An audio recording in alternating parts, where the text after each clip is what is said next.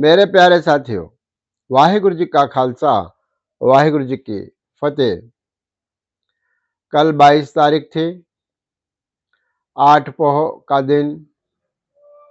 धन धन साहिब श्री गुरु गोविंद सिंह जी महाराज का बड़ा ही विलक्षण युद्ध चमकौर की गढ़ी में हुआ, जिसमें लड़ते हुए साहिबजादा अजीत सिंह जी अते साहिबजादा जुझार सिंह जी और सदगुरु के 5 प्यारों में से 3 प्यारे भाई मोहकम सिंह जी, भाई हिम्मत सिंह जी और भाई साहिब सिंह जी, और इनके साथ बहुत सारे सिंहों की शहीदी हुई है।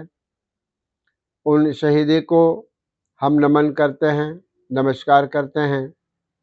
आज 23 तारीख, बचे हुए गढ़ी के जो सिंह रह गए हैं उनकी आज शहीदी हुई थी।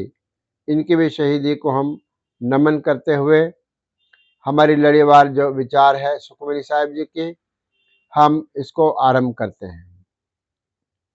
पौड़ी इस प्रकार से आरंभ है।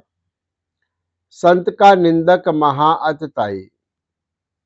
जो संत का निंदक है, संत के ऊपर दोष लगाने वाला है, वह महाअतताई का अर्थ है बड़ा ही भयंकर, बड़ा ही विद्रूप आदमी है।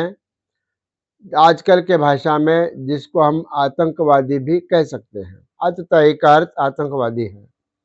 अतताई का अर्थ है जबरदस्ती लोगों के पैसे लेना, जमीन लेना, लोगों के स्त्रियों को उठा करके अपने पास रखना। यह सारे कर्म आतताई के अंतर्गत आते हैं। महाराज कहते हैं कि जो संत का निंदक है वह महाअतताई है, बड़ा भयंकर और बहुत बुरा इंसान है। संत का निंदक खिन टिकन न पाई। जो संत का निंदक है, संत की निंदा करने वाला है, वह एक पल भी कहीं ठहर नहीं सकता। इसका अर्थ उसके मन में टिकाव नहीं है, उसके मन में विश्राम नहीं है, उसका मन स्थिर नहीं है, विचार भटकते रहते हैं और वह स्वयं भी भटकते रहता है। संत का निंदक महाहत्यारा। जो संत का निंदक है, महाहत्यारा का अर्थ है महान हत्या करने वाला है। बहुत महा का अर्थ बहुत है, हत्यारा का अर्थ है जालिम, हत्याएं करने वाला, लोगों को मारने वाला।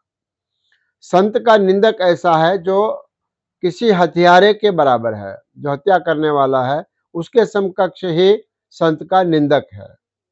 फिर कहते हैं संत का निंदक परमेश्वर मारा।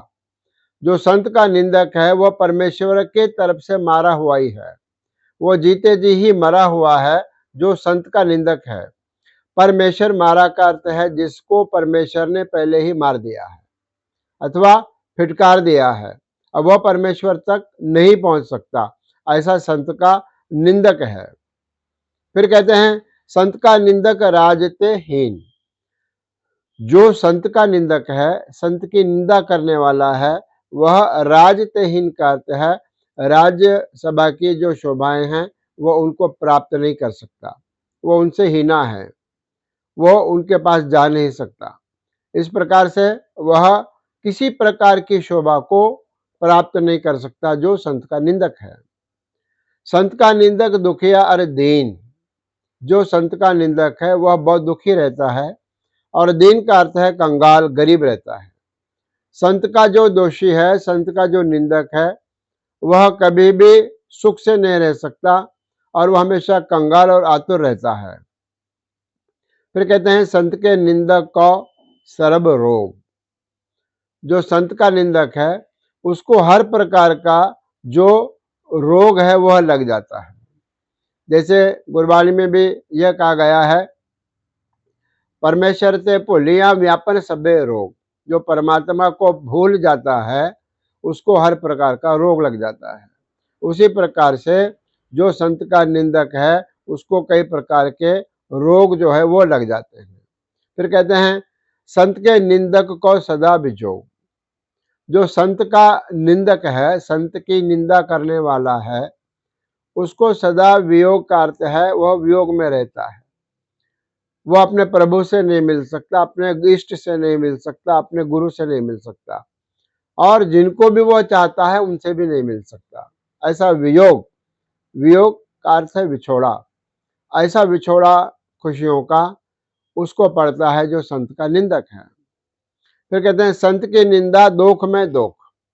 संत की निंदा कैसी है? जितने भी दोष है संसार में, जितने भी दुख है संसार में, उन सब दोषों में महादोष जो है वह संत की निंदा है। जितने भी पाप है संसार में, उन पापों में सबसे बड़ा पाप क्या है? संत की निंदा करना। संत की निंदा दोख में दोख, बड़े से बड़े पाप से भी बड़ा पाप वह है संत की निंदा करना। हर प्रकार का पाप कर्म करने से व्यक्ति छूट सकता है, लेकिन संत की निंदा करने वाला व्यक्ति कभी छूट नहीं सकता। इसलिए महाराज ने कहा है दोख में दोख, बड़े से बड़े पाप में भी बड़ा पाप है संत की निंदा करना। लेकिन नानक संत भावै ता उसका भी होए मोख।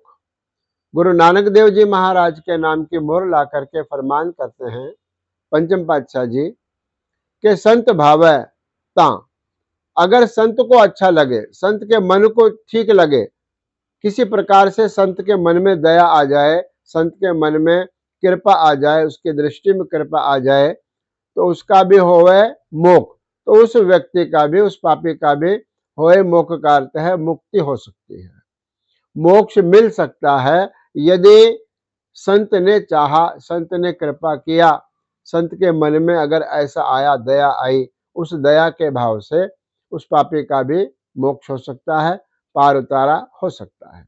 ये तीसरी पौड़ी के विचार हमने श्रवण की। चौथी पौड़ी के विचार हम परसों करेंगे। आज इतना ही। धन्यवाद।